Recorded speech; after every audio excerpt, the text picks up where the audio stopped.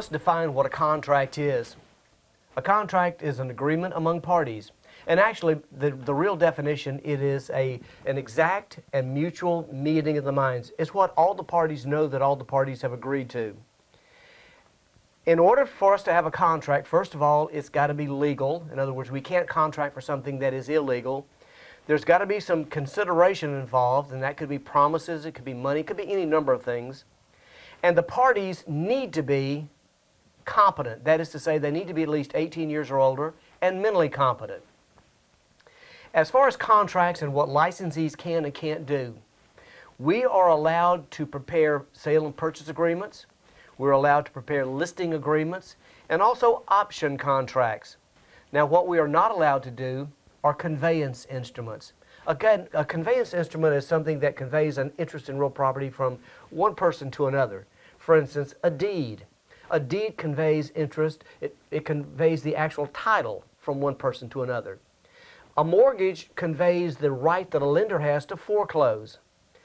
One other conveyance instrument that you need to be aware of are leases.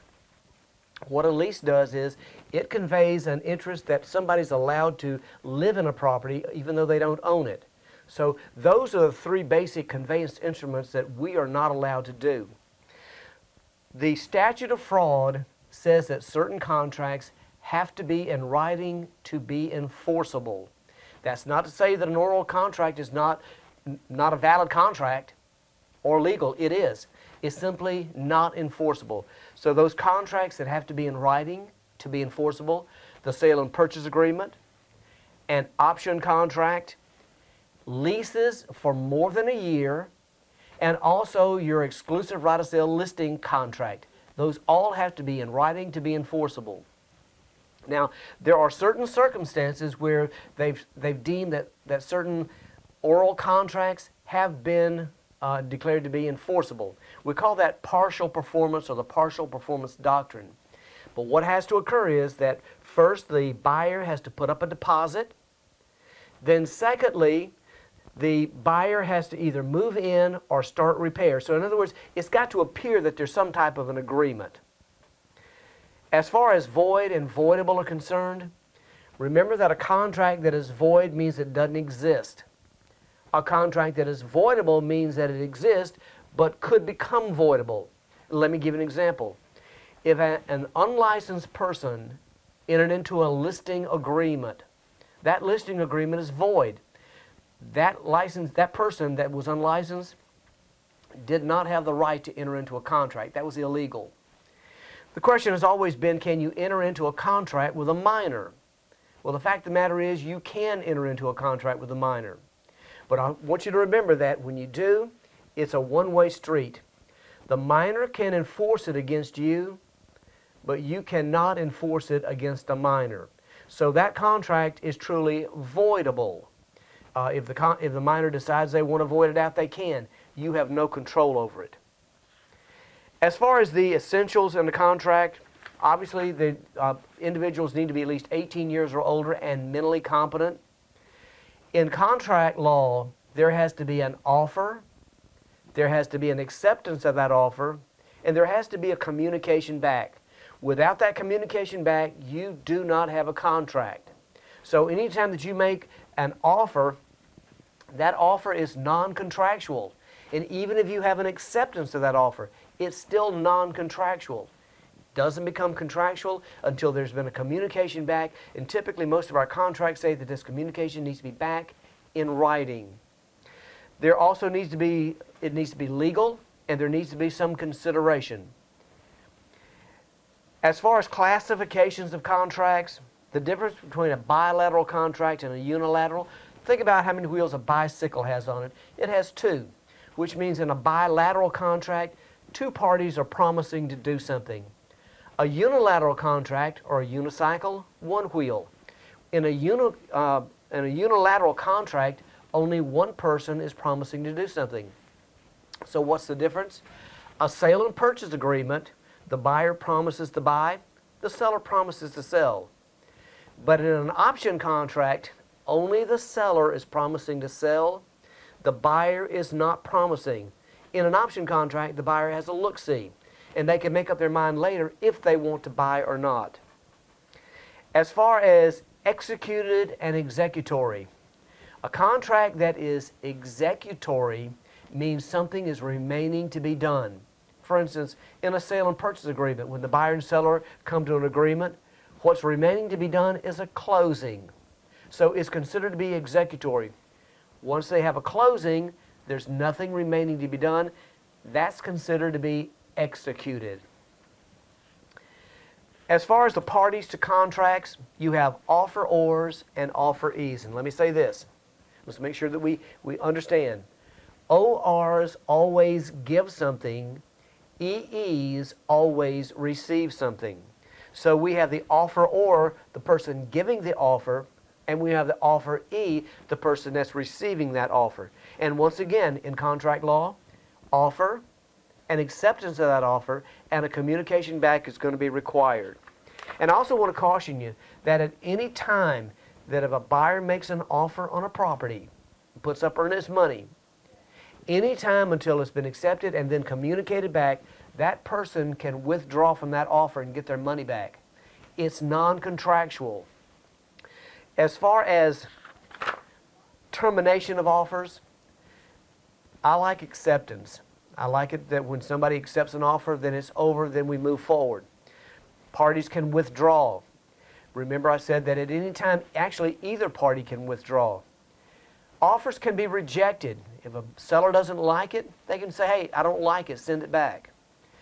What we mostly see, though, are something called counter offers. And that's when they reverse roles, where we have an offer that comes in, that person who receives that offer says, I don't like it, I want to change it. I'm going to tell them what I like. Well, that's a counter offer. I want you to remember, though, that in any counter offer, the old offer becomes null and void. And you can't go back to it unless both parties choose to go back to it. Also, a lapse of time. Obviously, if you put a time frame in there, if it's not acted on, it's going to expire. Regarding contracts, though, once it becomes a contract, the question is, now how do we terminate this? I like performance. That's where we go ahead and go to closing.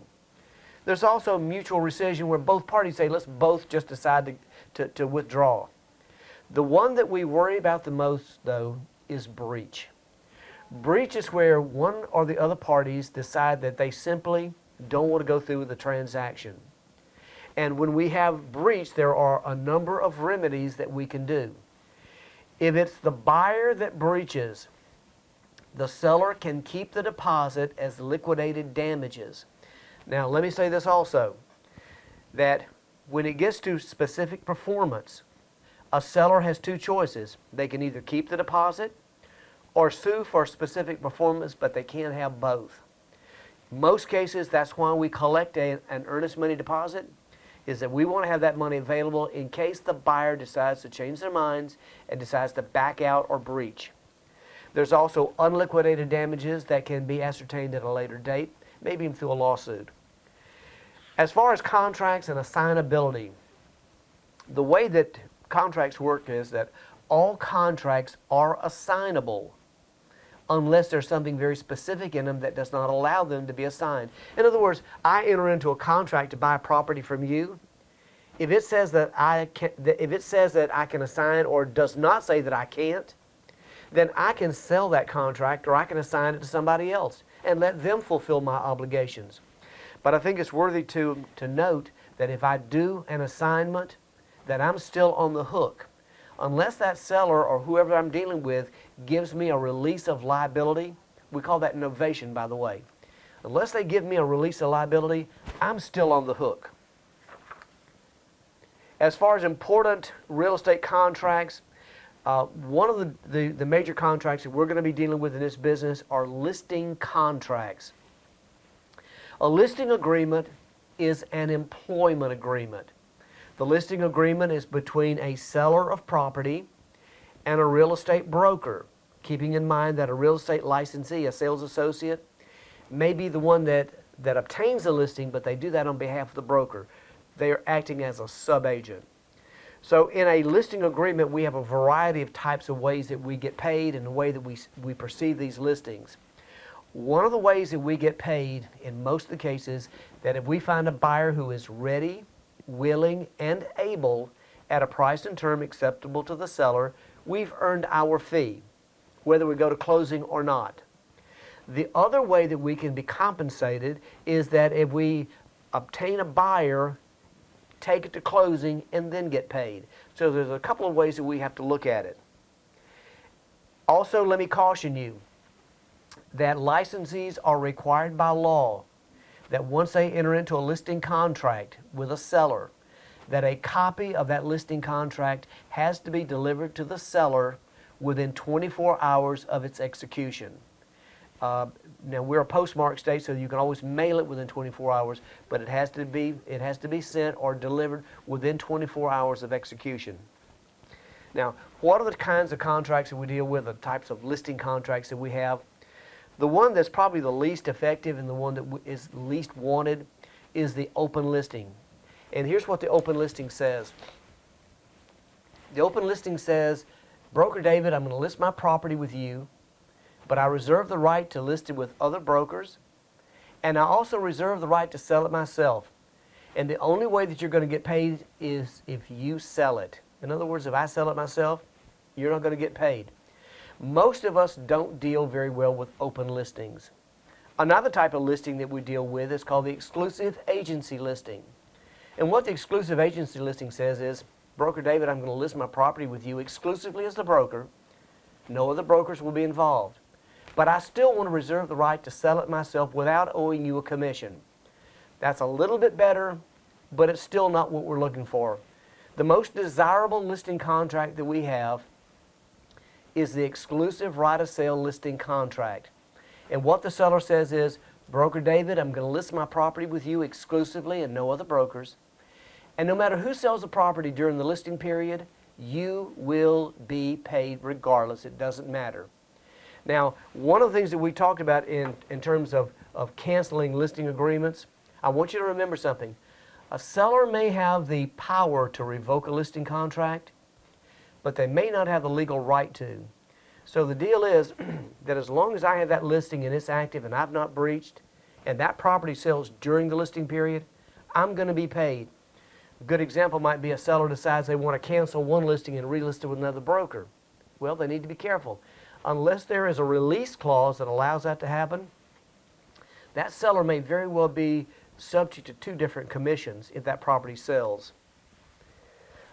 Another type of listing that we need to be aware of is called the net listing. The net listing is where we promise the seller a certain net amount at closing.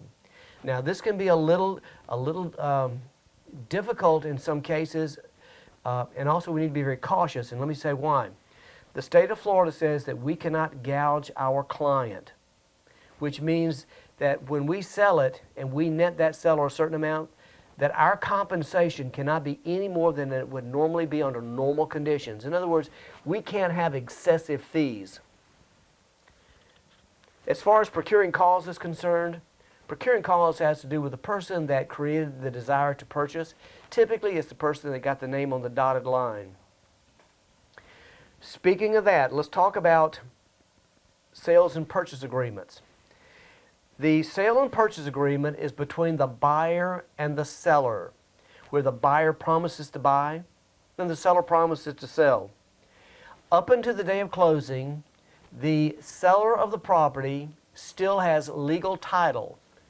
Now, the buyer does have an interest. The buyer has what we call equitable title. And what that basically means is that once the seller has committed to selling to a buyer, they cannot arbitrarily say, you know what, I think I'm going to sell it to somebody else. That would be illegal. Now, as far as the sale and purchase agreement is concerned, you're going to have the time, date, and place of closing, your purchase price, the legal description, financing, the quality of title that's going to be delivered. A number of things will all be spelled out in that sale and purchase agreement. In addition, there are going to be a number of disclosures that we as licensees have to make prior to entering into contracts. Radon gas is an odorless, colorless gas that seeps into houses. A buyer has to know that they've got the right to have it inspected for radon gas. They also have the right to inspect for lead-based paint. Now, lead-based paint only applies to those homes built prior to 1978, and also any facilities, commercial facilities that house children, such as daycare centers. So we're only talking about residential properties built prior to 78. Also, energy efficiency disclosures have to be made. If there's any homeowners associations, if it's condominiums, obviously those condominium documents have to be delivered. Flood insurance. Now, let me make a comment about stigmatized properties. A stigmatized property is a property where there's been a homicide or a suicide. Let's make it perfectly clear. In the state of Florida, the legislators have decided and made it law that a property that is considered to be stigmatized, this is a non-disclosable event for licensees. In other words, it's not a requirement for disclosure. Regarding an option contract, an option contract is between the optionor and the optionee. The optionor is the giver of the option, who is the potential seller. The optionee is the potential buyer. Remember, we said that an option contract is an option contract is unilateral. Only one person is promising to do something, and that is the potential seller. The buyer has the right to take a look and make a decision whether they want to buy or not. Now, in contract, since both parties have to have some consideration, since the buyer is not promising or the optionee is not promising, well, we say they have to put up definite, valuable consideration. Typically, that's money. The question might be, is that money refundable or not? It's all negotiated between the optionor and the optionee. The last thing is the installment sale for contract, or the land contract, or contract for deed. There's a number of terms that you can use. What a contract for deed is the sale of real property where there's not a closing and a deed does not transfer. Rather, what happens is a document is recorded on public record saying that the seller will give a deed at a later date when certain conditions are obtained. As far as defects in property, and this has only to do with residential properties, the Florida Supreme Court in the Johnson versus Davis case came out and said that if a seller knows of a latent material defect, that is a hidden defect that will affect value, that they must disclose that prior to entering into a contract. This has nothing to do with commercial properties. It has to do with residential properties. And so if a licensee is involved, they need to ask the proper questions to make sure that there's not a latent material defect that's hidden that has to be disclosed. Sometimes sellers think that they don't have to if they sell a property as is. That's not correct. Even if you sell a property as is, if you know something, it still has to be disclosed no matter what. And what I'd like to do right now, I'd like to go ahead and review the contracts with you real quick. To begin with, the statute of fraud requires certain contracts to be in writing to be enforceable. The statute of limitation allows actions to be taken within 5 years of a breach. A partial performance doctrine is a doctrine where we have an oral agreement and can be enforced if, first of all, part of the purchase price is delivered, and secondly, a buyer has been either allowed to move in or to start renovations. Contracting persons should be at least 18 years or older and mentally competent. Although they don't necessarily have to be, they should be. Contracts with minors are what we call voidable. You must have an offer, an acceptance of that offer, and a communication back in order to create a contract. The breach of contracts can be remedied by either liquidated damages, given only to the seller, specific performance, and unliquidated damages. Listing contracts, and there are 3 of them, the open listing, the exclusive listing, and the exclusive right of sale. Remember, the exclusive right of sale is the best listing that we're looking for. Also, we have a net listing, that is guaranteeing a seller a certain net amount at sale. Remember that licensees cannot gouge sellers. The sale and purchase agreement, the seller has legal title to closing, and the buyer has equitable title up until the closing. The required disclosures that we have to deal with, radon gas, and lead-based paint, which affects homes built prior to 1978. Also, option contracts are unilateral. And this is the end of this chapter's review.